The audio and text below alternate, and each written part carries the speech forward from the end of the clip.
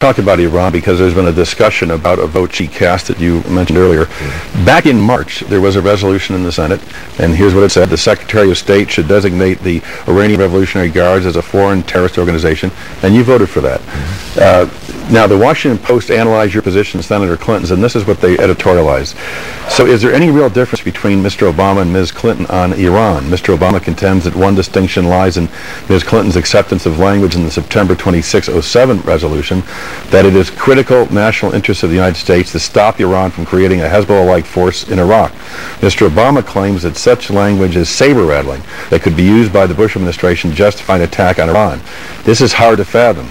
Not only is there no mention of the use of U.S. forces in the resolution, but last year Mr. Obama gave a speech in which he said, quote, "It is in our national interest to prevent Iran or Syria from using Iraq as a staging area from which to attack Israel or other countries." So if you have the same concern about Iran using that as a staging area, you would have a position very similar to Senator Clinton's. Well, the previous quote was directed specifically at the issue of Israel, and I make no apologies for making sure that we are thinking about our security interests in Israel. The primary difference between myself and Senator Clinton is that she believes that our force structure inside Iraq should in part depend on how we can prevent Iran from having influence inside of Iraq. And I think that is a mistake, particularly at a time when we know this administration has been itching to escalate the tensions between Iran and the United States. Look, there's a broader issue at stake here, and that is how do we approach Iran? I have said, unlike Senator Clinton, that I would meet directly with the leadership in Iran. I believe that we have not exhausted the diplomatic efforts that could be required to resolve some of these problems. Them developing nuclear weapons, them supporting terrorist organizations like Hezbollah and Hamas. That does not mean that we take other options off the table, but it means that we move forward aggressively with a dialogue with them about not only the sticks we're willing to apply, but also the carrots. Are there inducements that we can put on the table? Joining the World Trade Organization, over time normalizing diplomatic relations, giving them some sense that if they make the right decisions, if they change their behavior, then we will be willing to work with them as we would any other nation in a way that is mutually beneficial. That has not been tried. Not only has it not been tried, but reports indicate that it has been explicitly rejected by the Bush administration.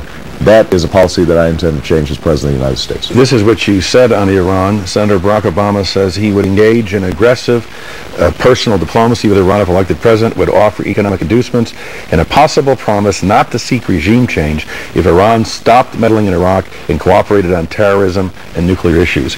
If Iran did not stop meddling in Iraq, did not cooperate on terrorism issues, and did not stop development of their nuclear program, would then regime change be on the table for you? I have repeatedly said I would not take military options off the table. I don't think any president can in any circumstance. What I have said is that until we have exhausted those efforts, then we are not doing what's right for the American people. And this, look, part of the reason it's important for us to talk to countries we don't like and leaders we don't like. It's not that I think that in a conversation with somebody like Ahmadinejad that I'm going to somehow change his mind on everything. But what we do is we send a signal to other leadership in Iran, to the Iranian people, and to the world community that we are listening and that we are willing to try to resolve conflicts peacefully. That's the kind of work to repair our standing in the world that I believe the next president is going to have to engage in. We have to have a clear break with the Bush-Cheney style of diplomacy that has caused so many problems and has actually weakened our ability to deal with a very real terrorist threat. You said this about Afghanistan and Pakistan. I think it would be a profound mistake for us to use nuclear weapons in any circumstance involving civilians. Let me scratch that. There's been no discussion of nuclear weapons. That's not on the table. If Iran insisted on building their nuclear capability, you had your discussions, you had your negotiations, and they said, sorry, President Obama, we're going forward. Would you then have the use of tactical nuclear weapons on the table? Tim, I think it would be a mistake for me to talk about clear red lines. Here's what I can say, is that I will do whatever is required to keep the American people safe. That's my job as president. That's my job as commander-in-chief. Military tools are part of the toolkit that the president deploys. We have not been using the other tools that are available. That's what I intend to do as President of the United States.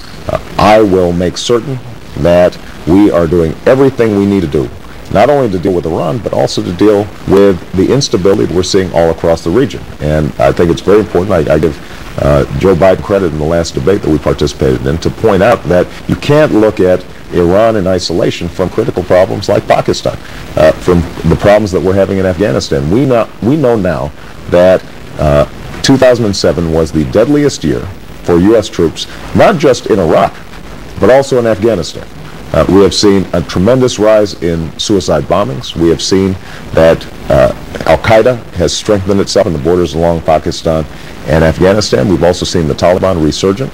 And those are all issues that involve the kinds of complexity and effective diplomatic work that we just have not seen from this administration. I intend to provide it. In July, you were asked if you'd be willing to meet separately without precondition during your first year with Fidel Castro, Kim Jong-il, Hugo Chavez. You said yes. You stand by that? I do.